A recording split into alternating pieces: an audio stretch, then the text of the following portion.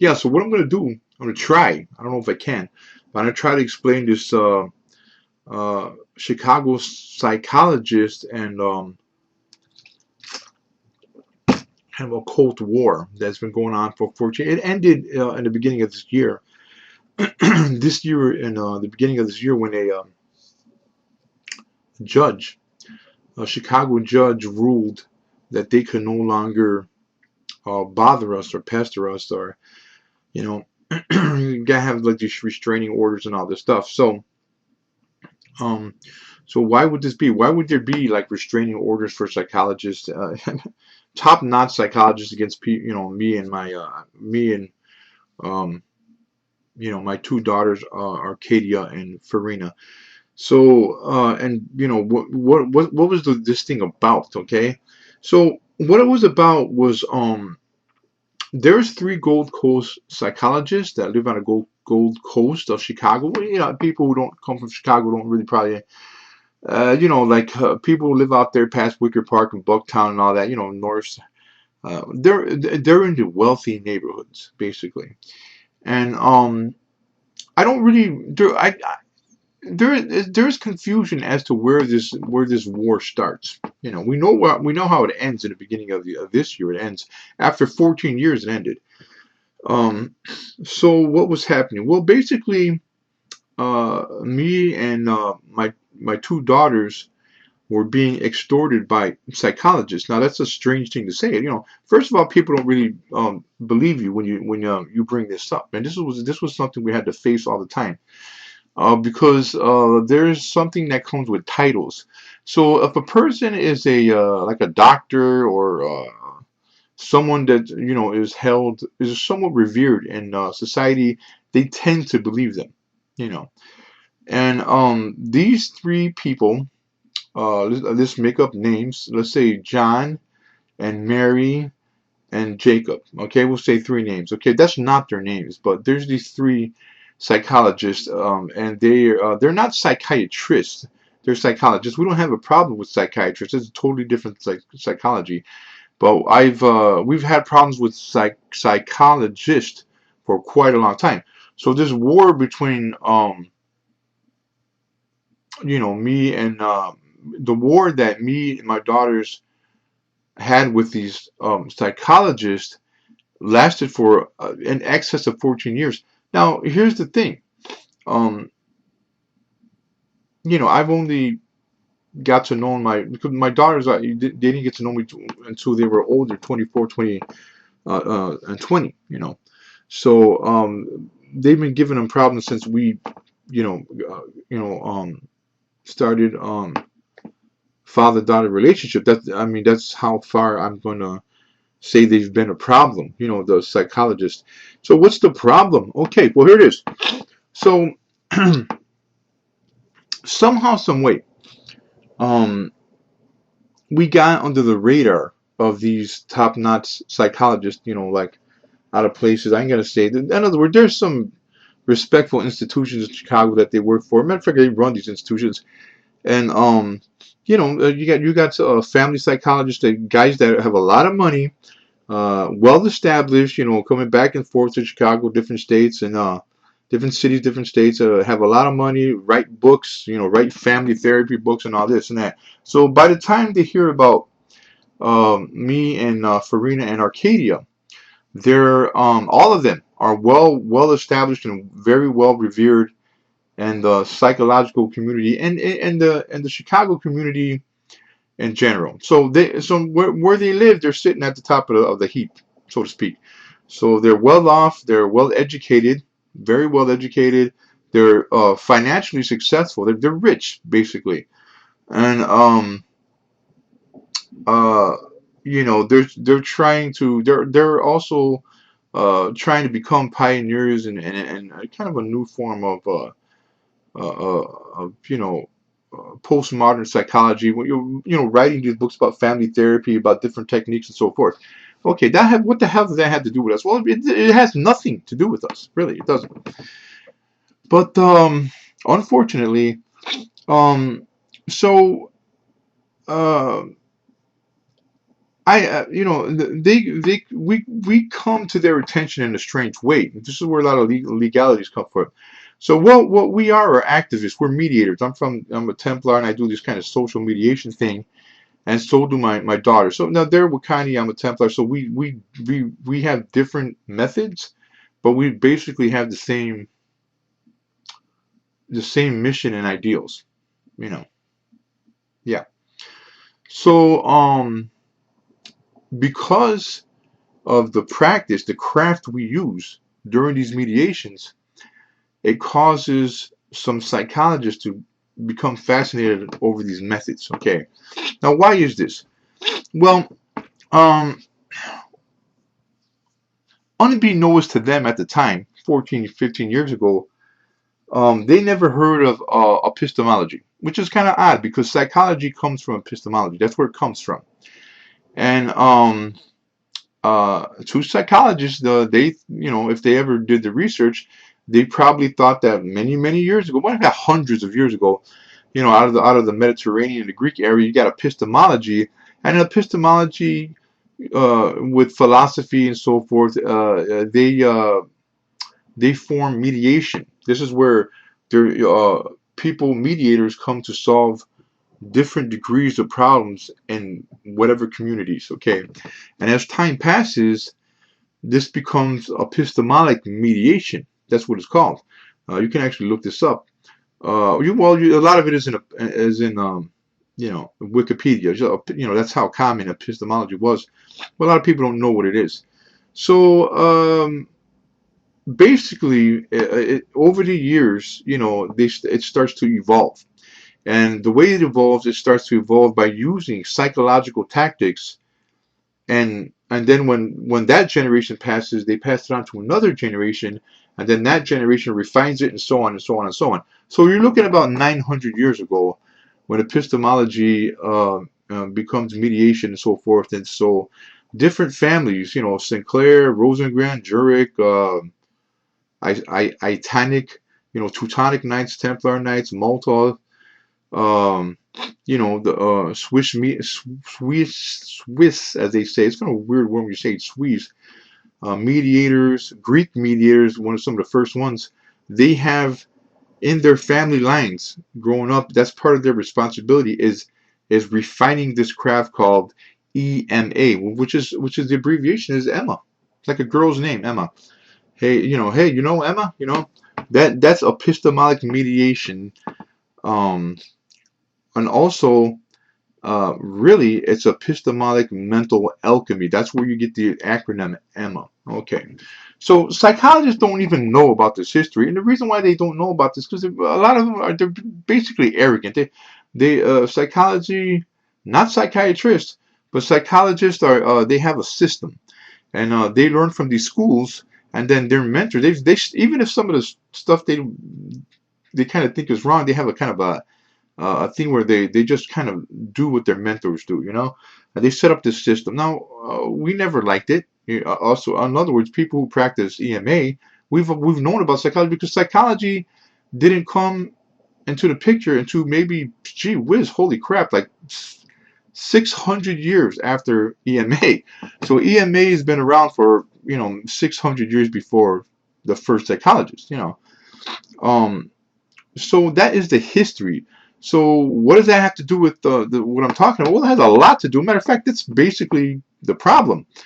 Um, so we're not causing any problems. So what we're doing is something called mediation. Okay, so there will be a problem in society, and if it becomes heinous enough where it causes harm, then people from the Knights Templar or the Wikkani witches, as they say, or Templar mediator, or metaphysicist, or somebody, they'll come and they'll do this mediation. They'll use E.M.A, and while they're doing mediation, they use E.M.A. They're using these techniques, which have been refined and built upon, through trial and error in the field. Not an office, it's in a field. That means that we're out there in the field. I've been doing this since I was a kid, man. I've been doing this since I was 14 years old. I'm 50. I'm going to be 52. So you can understand that there's techniques that just get refined. And my mother taught me this and that taught me. It just goes and goes and goes. you know, and I teach other people too. I teach my daughters, and they teach them, you know, whatever. So it is definitely a craft. This is where I get the term warlock, by the way. A lot of people are like, why are you called warlock? Well, the reason why I'm called warlock is because what we do a lot of times is we use occult ritualism as a kind of a cover or shadow, but you know it's still symbolic and we still use it. But what we're really using is E.M.A. We're using epistemologic mental alchemy. That's what we're using. It's a psychological um, series of techniques. Now, you may have seen me do this. You see me do this all the time on the internet. By the way, you may not know it, but you see me doing it. I'll have like very complicated concepts that are explained in short sentences. That's called cognitive stripping. That's a part of that means you strip it down, something complicated that's conceptual, and you strip it down to shortened paragraphs so that people understand something in a short way. You don't have to read a whole freaking book. You can understand it in a very short series of paragraphs. You know, that's called cognitive stripping. You see, when I do hypergothic writing, and hypergothic writing, it's psychological. There's subliminal messages are in that writing, and so when you read one thing, you're really reading two things. Your subconscious is reading one while you're reading, while your conscious is reading another. You can see, you know, samples of this all the time. I do this all the time, so it's not not like they say, like these crazy secret techniques and all that. You know, you see me do this in the open. They're public, okay? Now, you see me right now explaining some of these things. So I have a whole, like Felix. You remember Felix, the magic cat who had a bag of tricks? I'm kind of like that. I got a whole bunch of psychological and behavioral tricks that I learned from my mother and my mentors and so forth, and I teach my daughters and all that. Okay, why? What are they used for? Well, they're used to stop horrible things. Sometimes, you know, there's sometimes things that are horrible, man, that the cops can't do anything about, or social workers can't do anything about. Sometimes people will be in a CAP meeting, you know, like a CAP meeting, you know, community area policing, whatever, and they'll tell, you know, Tinley Park, whatever, then it trickles down to me. Goes, whoa, there's a problem, and you know, it's not really legal, and it's not that, it's ethical, and people are getting hurt, and they don't know what to do. So then I go and I see if I can do something about it, if it's bad enough, most of the time it's not. But if it's bad enough where I'm losing sleep over it or something, then it's hard not to. Um, if you know something horrible is happening to someone, and you know it, and you know you could do something about it, and you don't do it, that's not a really bizarre feeling. So you're kind of compelled to use whatever skills you have. In the case that me and my daughters and stuff have, we have this craft that some people call obsidian witchcraft. It's not obsidian. That's just a terminology. What it really is epistemologic mental alchemy. Okay, so it's really a psychological craft that's been around much, much, much, much longer than psychology itself. Okay, so what's the problem with the Gold Coast guys? Well, yeah, okay, the Gold Coast guys find out we're doing this. So how did they find out? Well, one of them, they work for the state. So one time we get arrested and then we get cleared. So sometimes there'll be some because a lot of stuff involves legalities. Once in a while we get arrested before the until a courtroom clears our name, and then unfortunately, if it has to do with behavioral processes or abuse or neglect, they often call a social worker. And those social workers are in tune with these upper echelon guys, these rich fat cats, Gold Coast guys. And that's how we got on their radar. So there was a thing where there was two incidents that really brought our attention to them. One was I don't know if you've seen the Netflix. It's a comedy. It's a satire called I Care a Lot. It's about like how this girl takes advantage of this crazy woman takes advantage of a bunch of old people. Well, that was a satire. That was a comedy. But in reality, that's actually that's a con. It's an old con. So what they do is they get a person that goes around and visits old people in an old folks home. And what they do is they find out whether or not they get along with their family. And if they find that there's some kind of problem or schism, they come in there and they irritate that. They irritate a family dispute. And what they do is they gain the trust of the old people. Most of the old people are kind of half demented anyway. You know, they got dementia a little bit, and they take advantage of them. And they, you know, they'll do like stuff like they'll bring them food, and they'll sit there every day and talk to them. And boy, gee whiz, it sounds like they're doing something great. But what they're really doing is causing a schism between them and their families. And then they sign over by their own will. They sign over their properties, their cars, and their houses, which would amounts in the hundreds of thousands of dollars, man. But it's not illegal. It's not illegal. They're doing it out of their own will. And then when a police officer comes in, you know, some of them are very. You know, most police officers know what's going on, but they got their hands tied. They can't do anything because of legality. So are social workers. Social workers can't do anything. Lawyers can't do anything. So, who do you go to? Who do you call? Ghostbusters? No. What do you do? Yeah, you call us, right? So they go, well, I got to get all. I heard there's some people, you know, don't the Templars do this, you know? So, you know, you go, I go somewhere and, you know, I see some bad things. You know, one of in that particular case, what bothered me a lot wasn't really that they were being ripped off. What was bothering me was that they would die. It's like the old people would die, and they would die hating their children. Yeah, that's tough. You know, that's a tough pill to swallow. You have your parents die hating you because there's a stranger that's instigating and gee whiz, you know, you find out your parents and so forth, they sign over everything, their pension, everything, legally to these bozos, you know. Okay. So me and my mentor, when he was alive, we dealt with that kind of stuff before.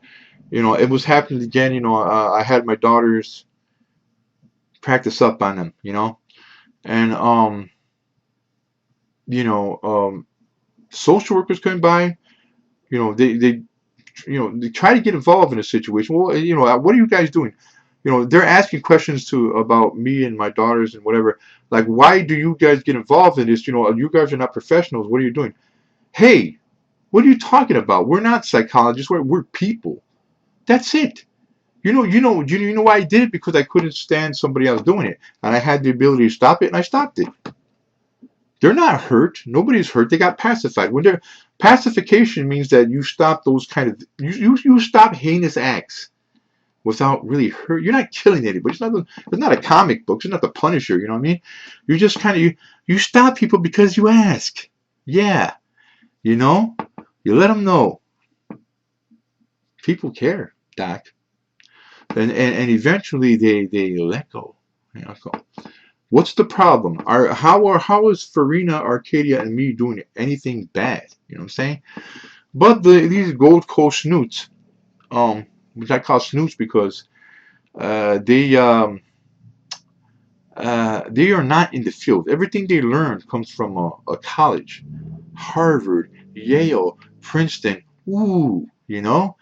And what it is they're not in the field doing this stuff. And then when they do get a couple grunts that go out there and work some of the low ends of you know, Skid Row and so forth, they're overrun. See, that's the problem with psychology, and that's where me and my daughters and these guys, you know, Gold Coast Richie Poos, have a problem.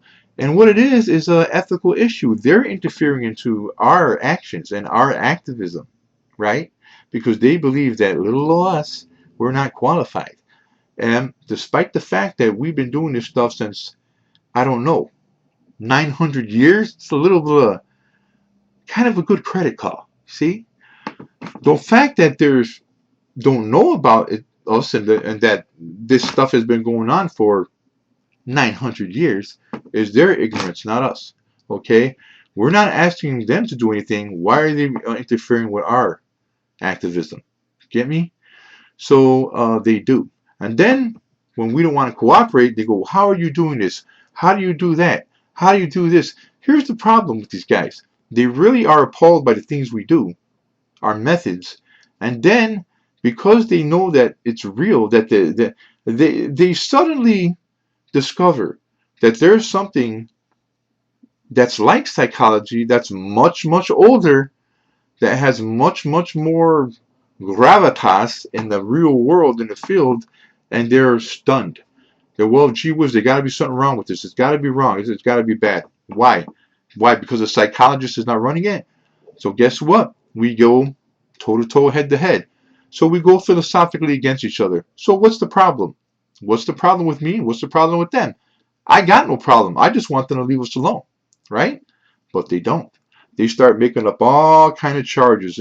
Try to get us sitting in front of a courtroom for all kind of ridiculous behavior, strange and inept and taboo family behavior, just a bunch of lies, so that we could get right there in the courtroom with tidying up with one of these assholes, right? So here's the thing, okay? They finally asked me what's going on with E.M.A. versus psychology, and I go, there is no versus psychology versus E.M.A. Well, I know a lot of people do this. So look, the people who are being treated with E.M.A. are so minute that they would go, it's only practiced by certain families, okay, and certain groups. This by the Templar and the Rosicrucians and stuff. The chances of them actually, being in your neighborhood working a mediation is moot. Okay, so there's no threat. It's not going to take the place of psychology if that's what you're thinking. So that's not it. They're just simply fascinated, and I get it. If you go to school like these guys, this is what I checked up. I Google them. I check them out just like they do me. They got an obsession with my mother, Phantasmagoria. They're obsessed with her. Now that she's dead, they want to know everything, how she did this and how she did that and how she took down Dunning and all that. My mother was the whistleblower for Dunning's mass graves and so forth. So they get bananas over that stuff. So they're what it is they're obsessively fascinated by this culture, which I understand, because if you go to school to become a psychologist, okay, and your dad gives you all this money and you're paying state dues for and you're making your career on psychology, and your accolades are from psychology, you're progressive, inventing innovative things, original things in psychology that you're trying to do, you're going to be incredibly fascinated by something like E.M.A., especially if it's been going on for 900 years right under your nose, right? So they want to know more. Not only do they want to know more, they want to possess it. They want to have a hold of what that is. Well, it's not yours, buddy, okay? You're a psychologist. Do what you want to do. Well, what's the problem with us? Okay, I'm going to tell you what the problem with psychologists is. The problem with psychology, to be, fine, there is no problem at all. I believe in psychology. I believe especially in psychiatry. The problem with psychology is not psychology, it's the way that it's being dispensed, the way that it's being executed, and it's the way that the system that they made is a complete failure. Especially for me, because they put us, me and my daughters, under psychologists, the state, because they said we were unfit, and then now we're free of psychologists. Okay? Why? Let's look at psychology and let's look at E.M.A. What do we do? Well, we're out in the field. If there's a problem, some kind of social problem, like the guys with the old folks home and taking advantage of old people, what we do is we get out there, and through different skills and psychological mediation and manipulation and all this, what we get to do is we pull it to do a goodness, in the sense that we use beneficial tactics that help families and victims rid themselves of parasitic people who cause these horrible thievery and instigating problems in families. Okay, and we do this not only with stuff like that. We do this. There's a lot of things that we do that are varying degrees of sociological problems, and we do them in the field. That means we do them in real life. Not in the office, not there. We go out there and we deal with the people, talk to the people, talk to the families, talk to the enemies, the bad guys, the black hats. We talk to them, we talk to whatever, and learn about it. Sometimes we get hurt in that process too, and we're not doing anything with them other than being a friend to them, genuinely, truly, genuinely, truly, straight from the heart, and trying to solve this horrible situations. Okay, that's E.M.A. That's epistemologic mental alchemy and the works. Let's go to psychology. Okay, what psychology does is they have a tier list. So if you're poor, a government guy, if you got a medical card, they send you to get to you go to a psychologist, kind of a low end psychologist, someone who's not, who doesn't have all those accolades, and you see them probably, you could probably afford to see them maybe half an hour for once a month. Okay, so if you got a serious problem and you can only afford to see a psychologist, your medical card only pays once a month to see a psychologist, maybe once or twice a month, and you got serious psychiatric issues. Come on, man, that's not going to help. It might help, but help out a little. Now, what's worse is that the best psychologists are the ones that are the most unreachable. So the best psychologists are the ones who get paid the most. Like our enemies, our used to be enemies at the Gold Coast.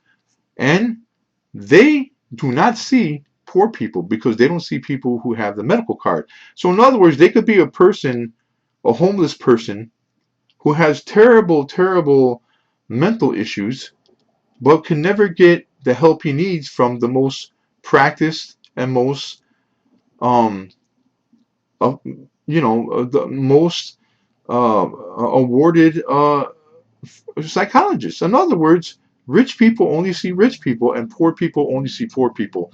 In other words, the poor psychologists see poor psychologists, and they just become a number. There's so many of them, they can't possibly have a relationship in any way.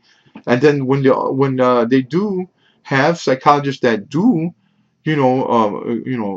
grow in their innovations, they're so rich now, and they only see rich clients.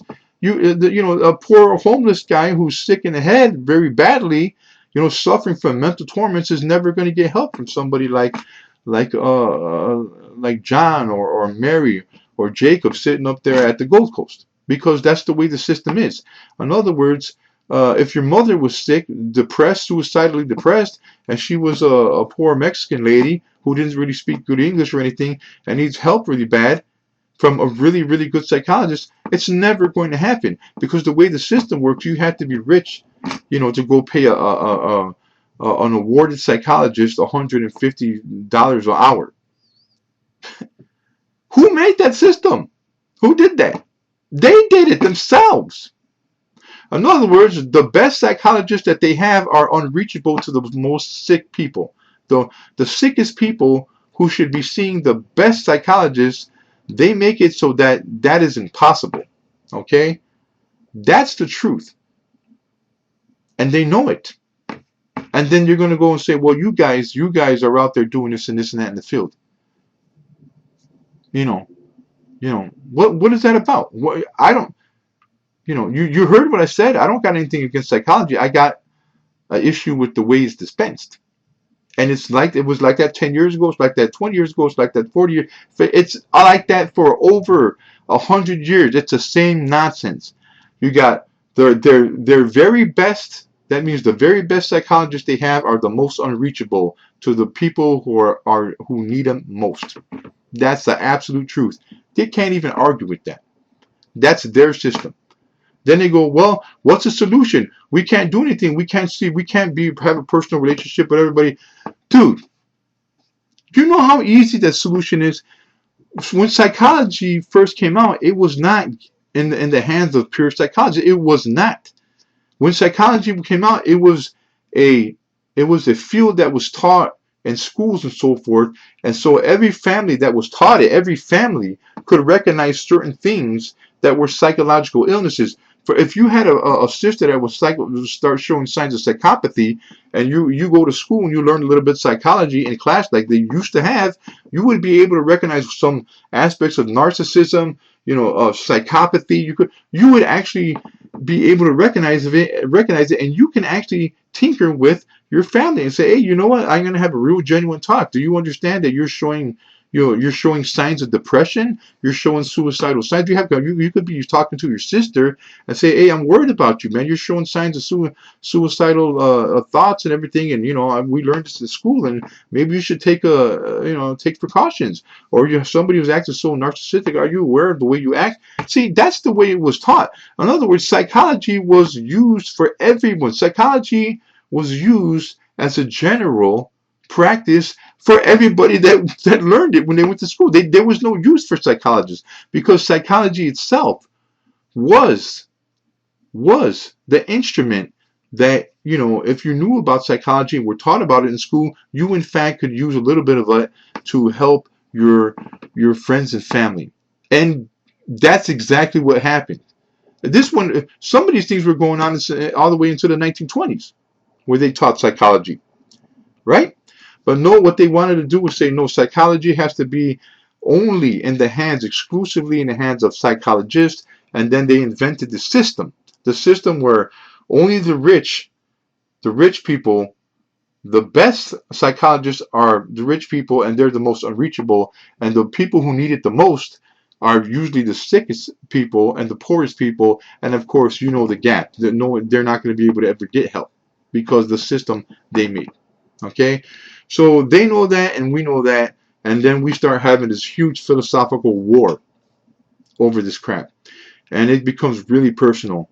So then, what they do is start to, following us, and uh, you know, um, there's a lot of things I don't have time enough in the video to explain it, but you can see now that why they're fascinated about it and why they cause so much problems. You know, uh, their interest in their whole life was gaining some stronghold in psychology, so they could further their careers. And when they found out about us and E.M.A, they thought, well, gee whiz, if we could get these guys in a grasp and a bit of a trap, we could squeeze them for whatever, and maybe we could kind of use them to exploit their careers.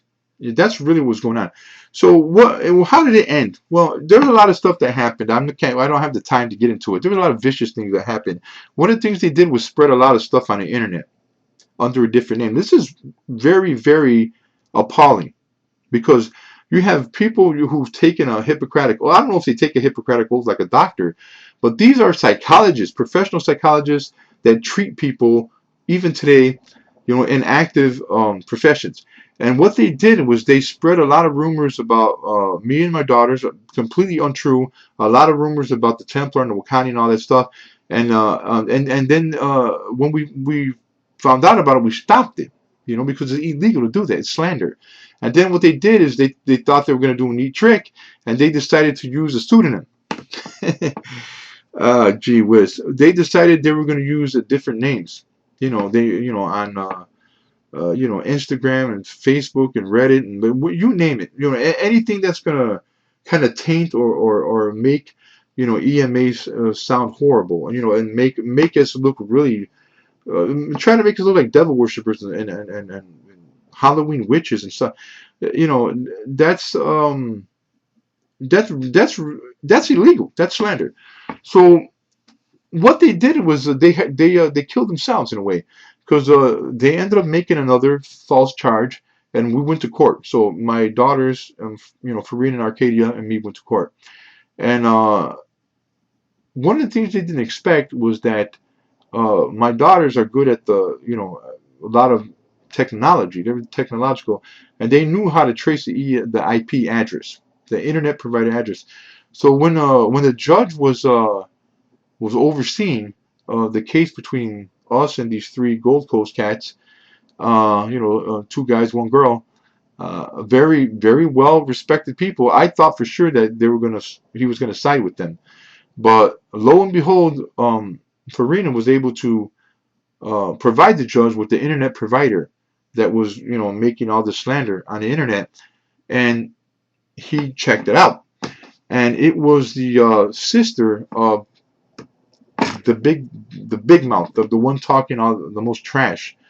It was this psychologist's sister, and so the judge was like, he'd been on the county for a long time, county court, and he figured it all out. He figured it all out, and he was appalled.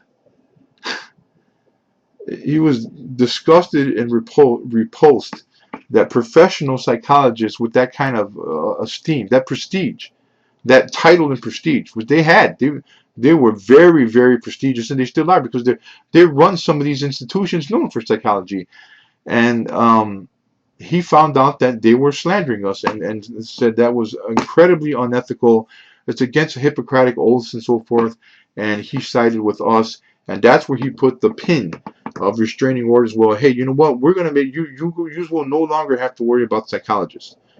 So my daughters and me would not have to worry about psychologists making up some charge where they could like try to get us locked up in an institution, or say we're interfering in something illegally, and put us in a can, and in a jail. I was really happy that a judge seen what this was about, and I was shocked that I was surprised, and I was really surprised because it meant that there were people looking out for genuine, um, people that were he could see where we meant well, and the rich guys didn't win. They didn't win. They tried to, but it didn't happen. And so that's what ended this 14-year war. They hurt me quite a bit, you know. So they hurt me and they hurt my daughters. I mean the psychologists. Well, I'm gonna say Mary and Jacob and John. I'm gonna use a phony names. So they can't use their names. They can't use our names. We can't use their names. But they caused a lot. My wife Belinda. She could. She would hear calls, really strange stuff from psychologists calling my house and harassing me. Of course that we'd be like, what the hell? Why are these psychologists harassing you? So we had these things going on, and they caused a lot of problems with Farina and Arcadia, with their jobs and so forth. And that's the problem with having people that are, when you have people that are held so high, when you got rich people that are very, very well educated. Look, man, look it. I'm a fatty, man. I'm just an old fat dude. I'm like freaking 290, like 280 pounds and whatever. I got no high school diploma. I got no GED. I'm not a smart guy. I got like a math, prowess of a freaking fourth grader. I told this guy Jacob.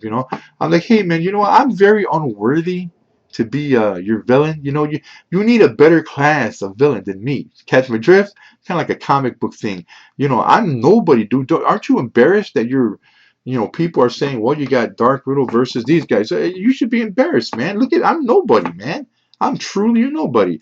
And I really, really am. And you guys went to freaking Yale, and then your female partner over here jumped out of Princeton, and then you got a problem with a has-been fat graffiti artist and who's got the brain of a freaking possum. Come on, man! Aren't you embarrassed that you made us your arch enemy?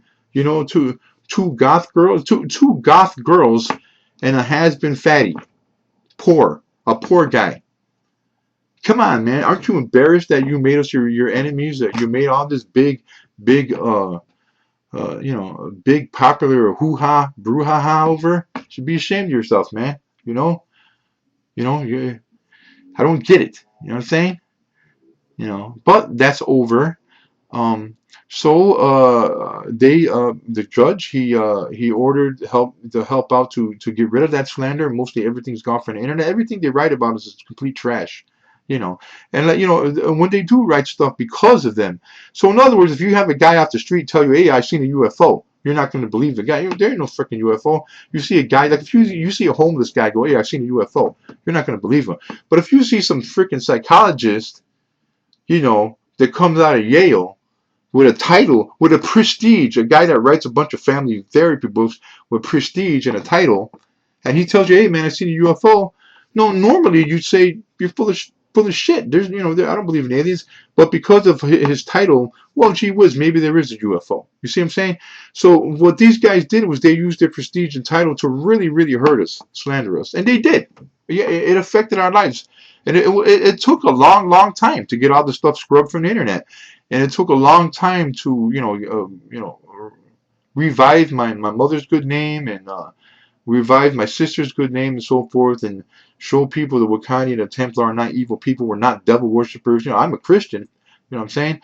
And but people always think, well, gee whiz, these guys are you know, straight out of the pit of hell. You know, they think that we're you know, we're bad guys, Doc. You know, because you got people who have prestige who said very, very, very, very bad things about us for 14 years. All right, so that's over, and it was a David and Goliath fight, and Goliath lost. Yeah, Goliath lost. So, but the one thing about the war is it does make you think about the way psychology is administered. You know, I'm sure that there's lots of people watching this video who have some experience seeing a therapist and a counselor. Now, I'm not downing them. You know, I mean that if you see therapists and counselors, they do help you out.